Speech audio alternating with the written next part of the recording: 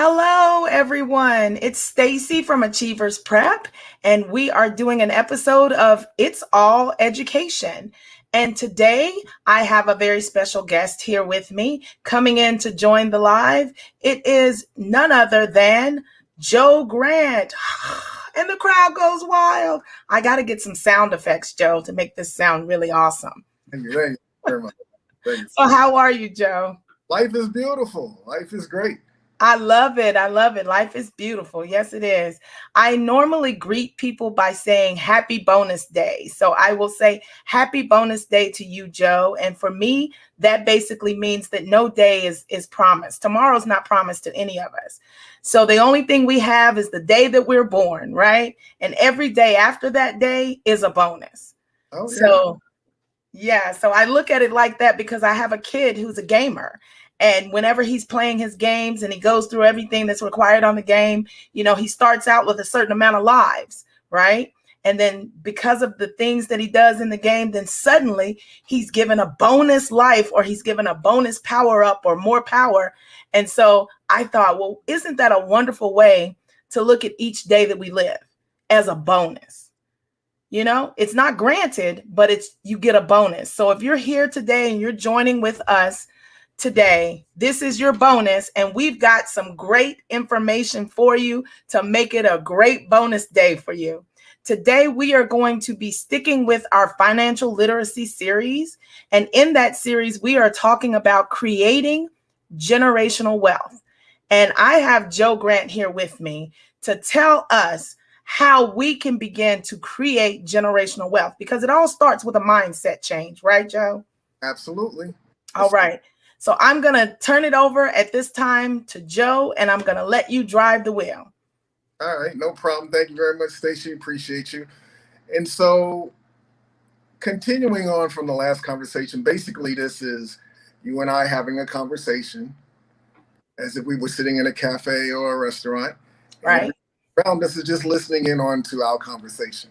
That's right. Because I have questions, Joe. So don't be shy, because I have questions. Okay. Not shy. Questions are good. Bring clarity. And okay. So we'll start the conversation on generational wealth from the reverse angle. And by that I mean we'll start from a kid. Because usually kids do not have that conversation. The adults don't have it with kids. For sometimes money itself is taboo. The crazy thing about it is money is in abundance. Okay. Now the question becomes, how does it become abundance in one's life or one's lifestyle or one's lifespan? And so taking the necessary steps to guarantee that is actually affordable. Okay, you're going to have to tell me how that's possible, Joe, because I'm still on that whole thing from before when I was saying when you're living check to check or moment to moment and day to day and trying to make ends meet, how can you talk to me about savings? How can you talk to me about creating generational wealth? How can you talk to me about those things when I'm busy trying to live just right now in the moment? Is it safe to say that most parents do not have the generational wealth or the money conversation with their kids, say, below the age of 9?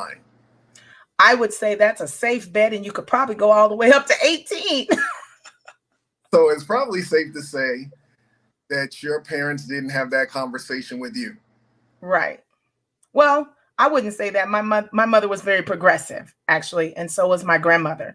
So actually, we did have those conversations, and those conversations consisted of, at that time, they didn't really call it generational wealth, but my grandmother knew she needed to invest in something while she lived that would benefit us, me in particular, when she was gone. So for her, that vehicle was life insurance at the time.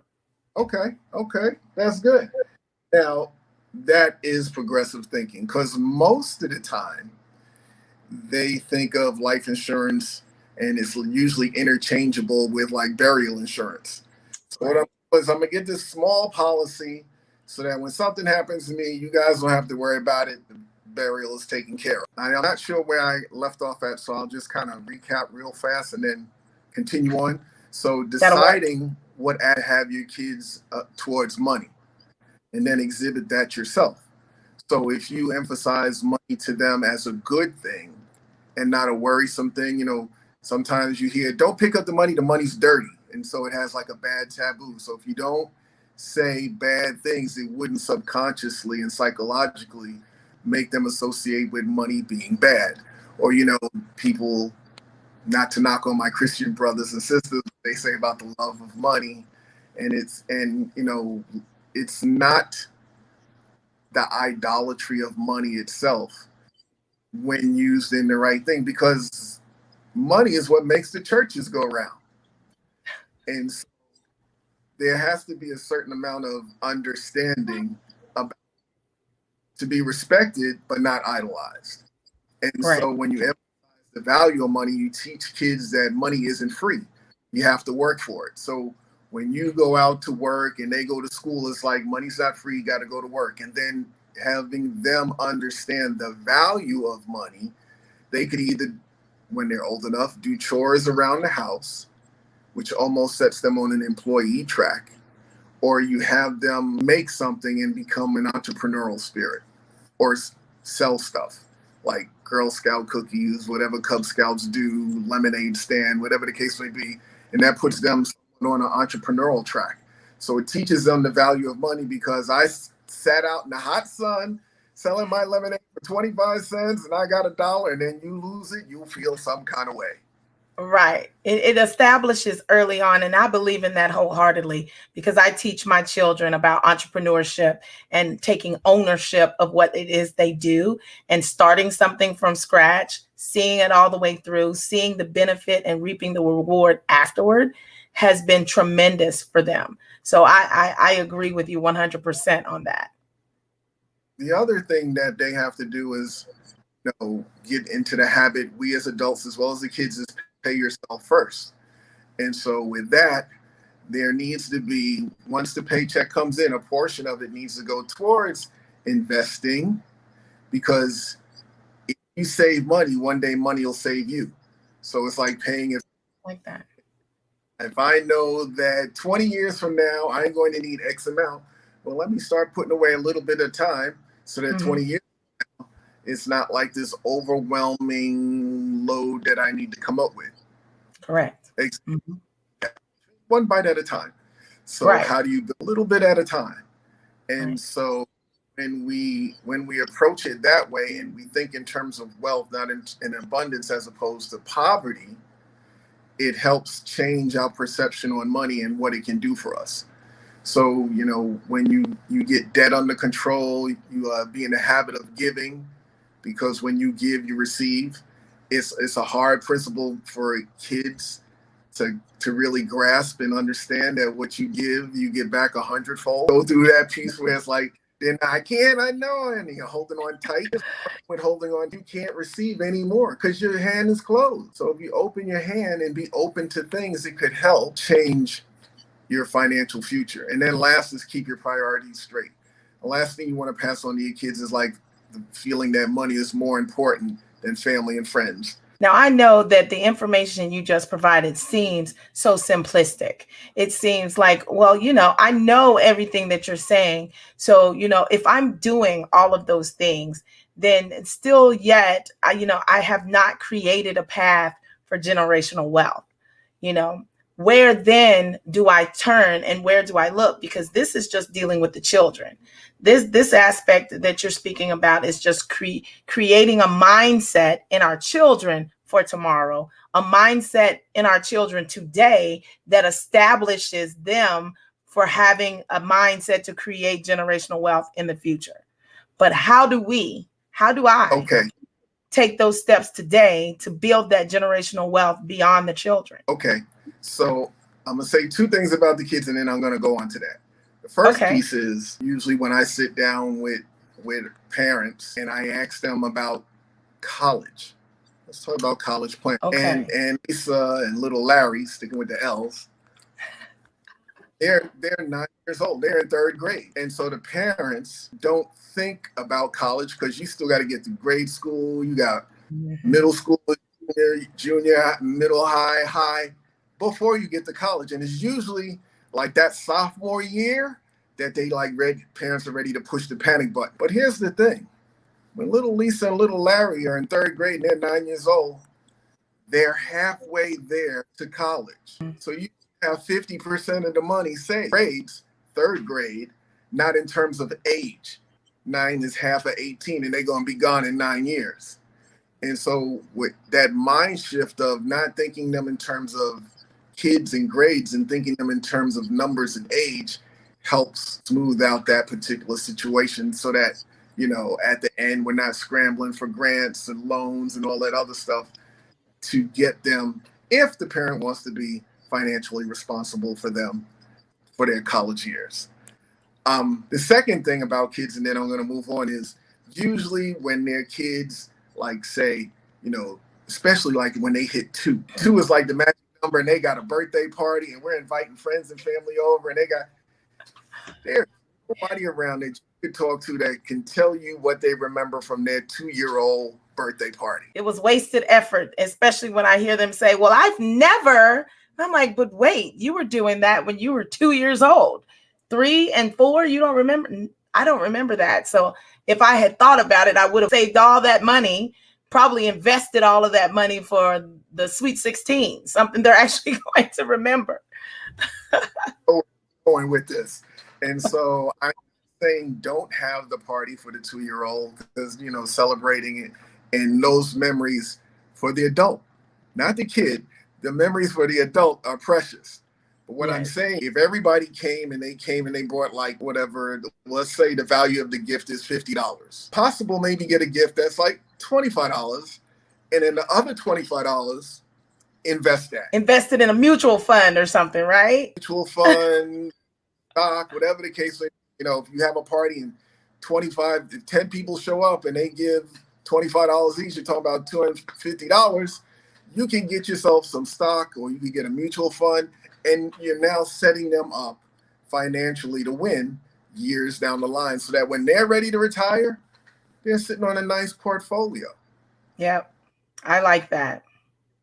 So I'm not saying don't spoil your kids. I'm just saying spoil them both. You can spoil them, you know, don't go crazy with the material because they'll grow out of it. They'll break it, whatever the case may be. But put some of that, split it in half.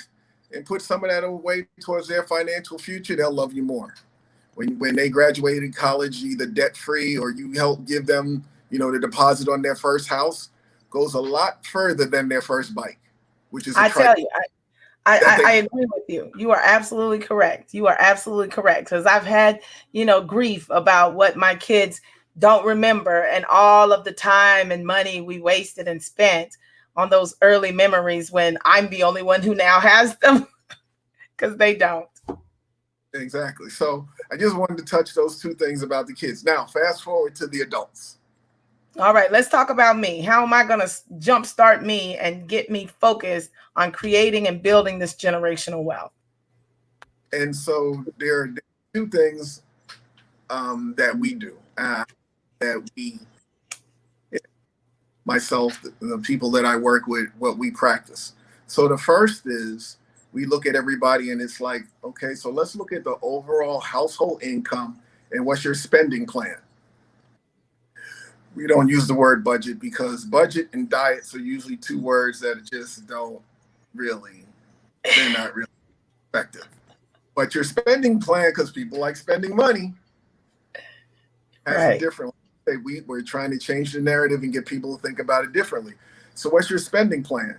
And so we get them to list out how and what they spend their money on. And so off of that picture gives us an idea of where they can make tweaks and adjustments in their monthly spending habits, if you will. And then to get them to change that thought into I'm spending some money. What are you spending money on? Well, you know, I put $25. I put $50. I put it in my wealth plan. You got a wealth plan? Oh, yeah. Don't you have one? And so when we start talking about it different, we start thinking about it different, we start acting towards it different, we'll get different results. And so, yeah, we make sure that, pay yourself first, this wealth plan. Um, if you're employed, are you maxing out, especially if you have, and it's not like it used to be, but if you have, the 401k or the 403b, and they, being the employer, are contributing to that, then you're getting free money. Right. Put as much money in that as you can, and just max that out. That's the pay yourself first part. And then from then you work on your living or your lifestyle. Um, what I do personally, and my quote unquote kind of title is, I'm a lifestyle, legacy, and generational wealth advocate. And Woo, so I those like people, it. Oh, give it to us again. Give it to us again, Joe. You can't skim over that one. You can't throw a title like that out there and not expect me to react.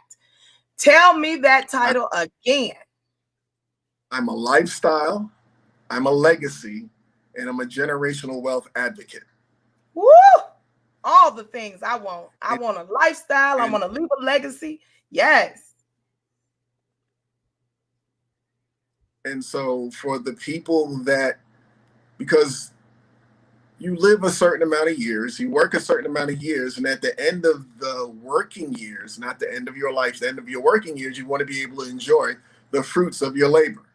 That's right. So with that being said, it's like, so how did we affect that going forward? So a person can literally start today with zero, and let's push it out and say 20 years from now.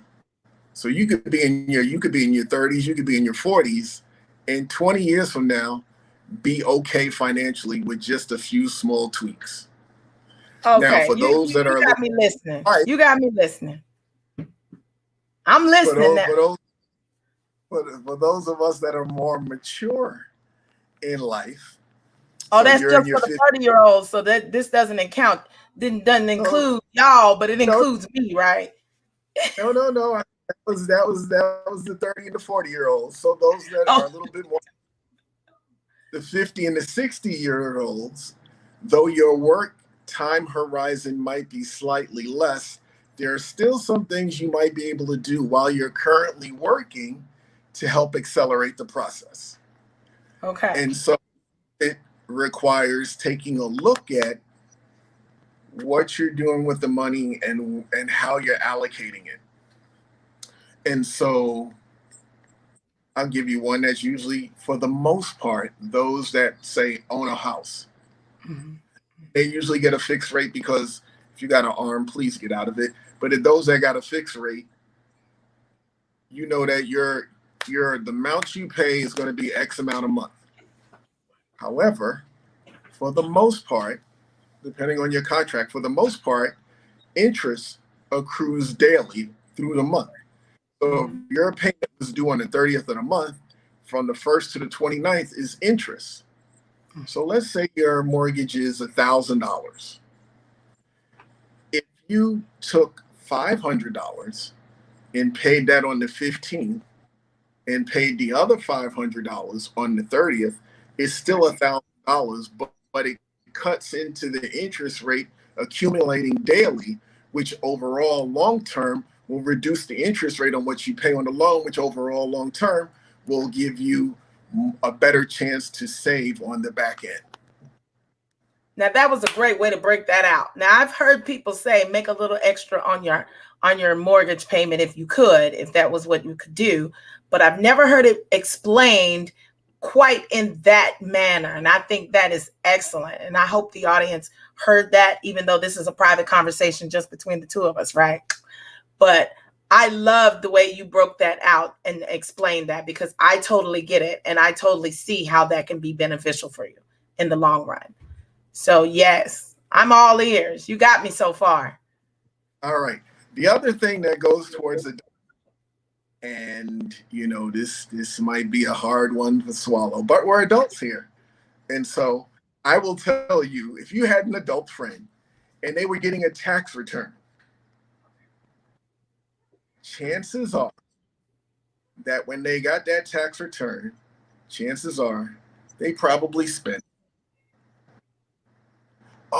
you know what, I'm gonna use it, and To then it buy a goes. car, TV, shopping you spree, buy a car. something. Well, let's say you got $1,000 tax return. Okay. And you've been working 10 years. So All we're right. talking $1,000. $10,000, and this is mathematical. $10,000, let's say on a 6% or a 12% return. And this is going to relate to a rule called the Rule of 72, some circles known as the banker's rule. Mm-hmm. And here's your homework assignment. Everybody listening, Stacy, here's your homework assignment. All right. I'll get a pen and paper right now. Call whoever you got your financial relationship with, bank, credit union, whatever, and ask them, what is the interest rate you're getting on wherever you got your money, savings account, checking account, CD, whatever. Ask them what that is. Okay. Okay. Write that number down, and now listen to what I'm about to tell you. Okay. Called the Rule of 72. Some circles is known as the banker's rule. And what it is, and it was developed by Einstein, who we know is a pretty smart guy. Albert Einstein, that is. You take the number interest rate you're getting, divide that by 72, and it'll give you an approximate number of years it takes your money to double. Now, Okay. you call your relationship financial institution, and they tell you you're getting 1%. 1 divided into 72 is 72. So take your age, however old you are listening, add 72 years to that, and that's how long it's going to take your money to double. Now, if you're an infant and you got from grandma 10 grand from life insurance because you was a favorite grandchild and she left you 10 grand, and you're in your bank and you get 1%, that 10,000 will grow to 20,000 in 72 years. Okay. Now, same $10,000.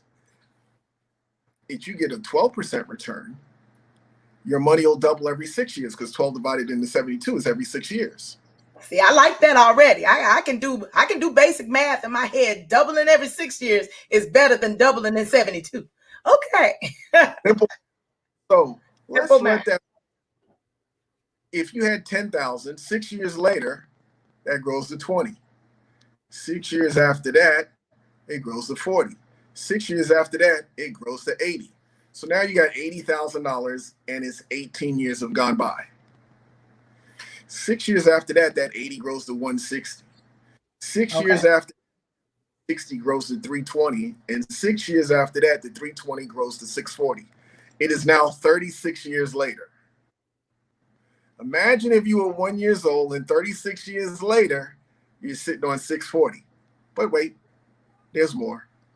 Okay. 6 years after that 640 grows to $1.2 million. Now, that's 42 years. That's going from 1 year old to 42. But like I said, we won't go with that. So we'll say, fast forward to those that are, say, in their 30s. That one-time investment, or of that 10 grand, or just you being diligent enough to invest that, when you're ready to retire, late 60s, early 70s, you're looking at somewhere between $6.5 and $1 million. Now, somebody is asking a question, Joe. Somebody is asking us, what is the interest rate that we're getting? So, yes. So the interest rate that I was just explaining was based off of 12%. Can you get 12%? Yeah. Where do you get 12%? Now that you have to get in contact with somebody like me. And so I can promise you this, I could promise you this. And I've been doing this in this particular environment 15 years overall. I've been doing this over 20 years. Mm-hmm. Stay. And I'm gonna talk to you like they're listening in. For as many years as you've been working with the financial institution that you choose to do business with, if you do not have a wealth account or a business account with them, I promise you, they probably have not said to you, Stacey, come into my office and let me show you how you could get 9%, 12% on your money. Hasn't happened. Oh, I can guarantee you that has not happened for me. I don't know about anybody else out there, but that has not happened for me. And it probably hasn't happened to them. Yet you still bank there. So why do they not tell you this? You ready for the answer? Okay, tell me. Now, please don't go postal and go to the bank and shoot up the place. No, don't do that. Oh, don't do that. We are not advocating violence in any way. That's right. That's the disclaimer. Let's not. I want to upset you enough that you think about it, but I don't want you to go ballistic. Okay. Right, so, right. Why? Imagine this. You're Mr. Banker, and Stacey gave you $10,000. She gave it to you when she's 20 years old because of the inheritance. 42 years later, Stacey's 62. She wants to retire. Well, at 1%, she still got $10,000. Okay, right. But if I'm Mr. Banker and I took your money and I invested that same $10,000 and I got 12%, I just made $2.5 million and I gave you $10,000. Yeah, but wait a minute. Hold on, Mr. Banker. Something's not right there. I don't like that math.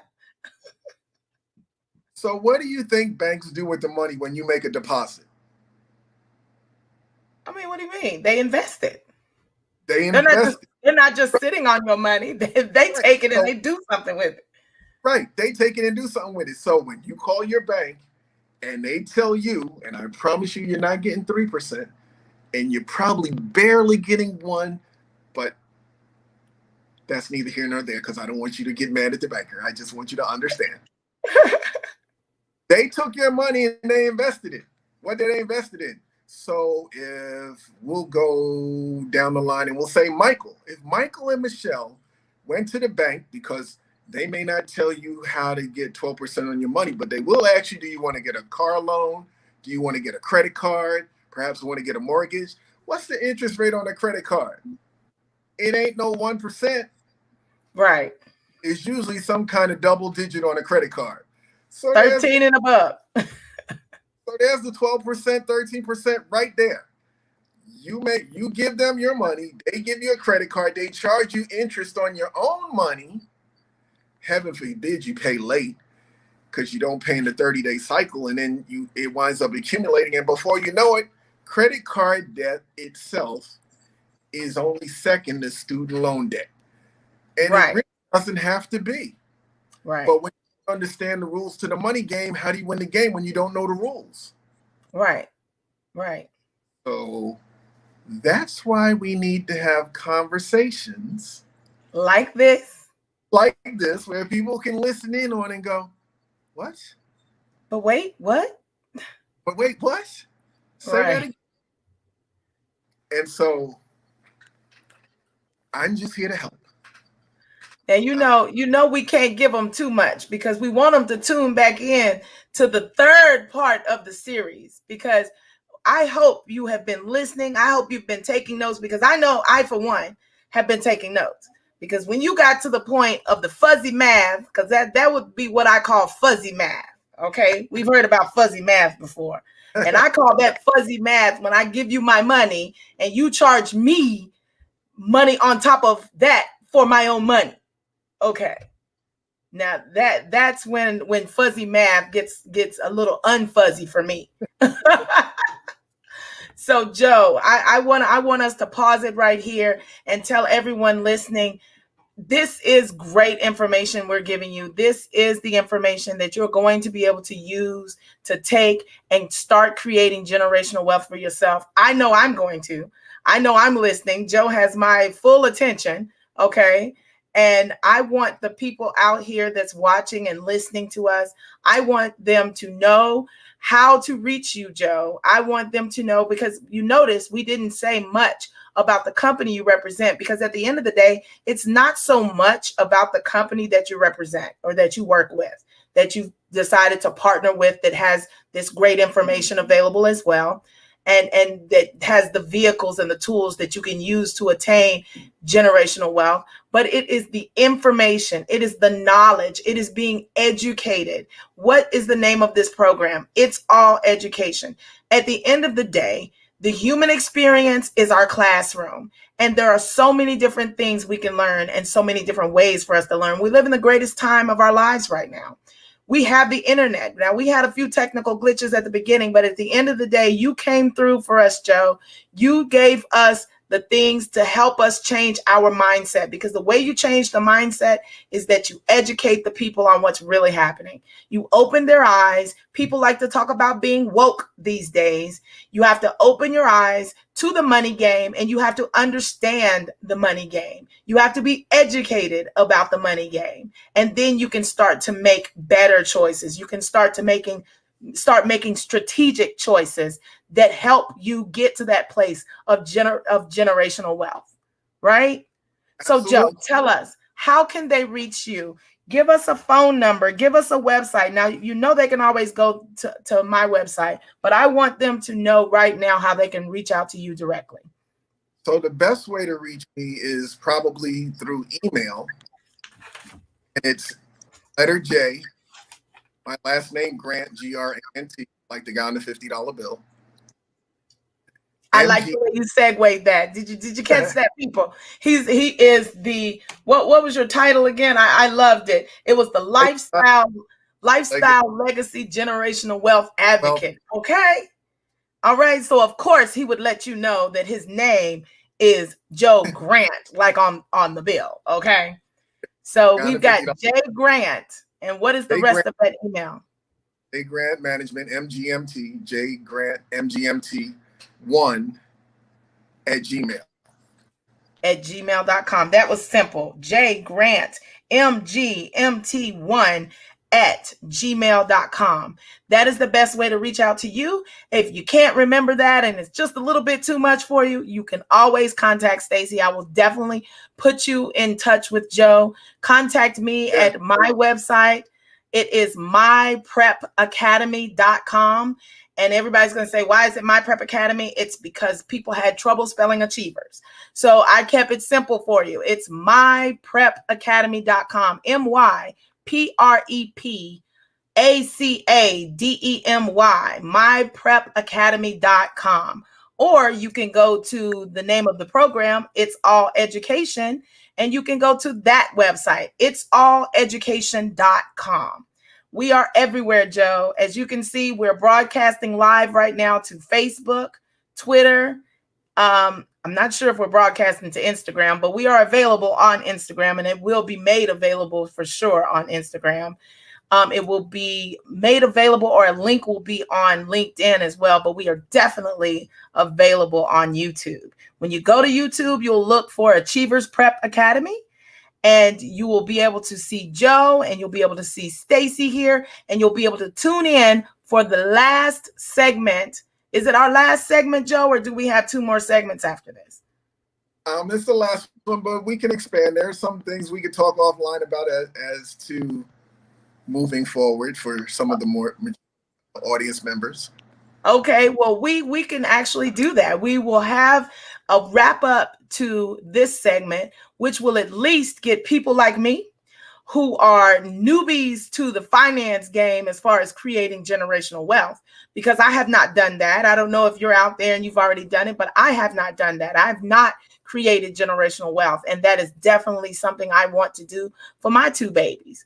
So we are definitely going to come back with the last segment in this particular series, and we're going to talk a little bit more with Joe and have Joe help us get ready to be generationally wealthy. Okay.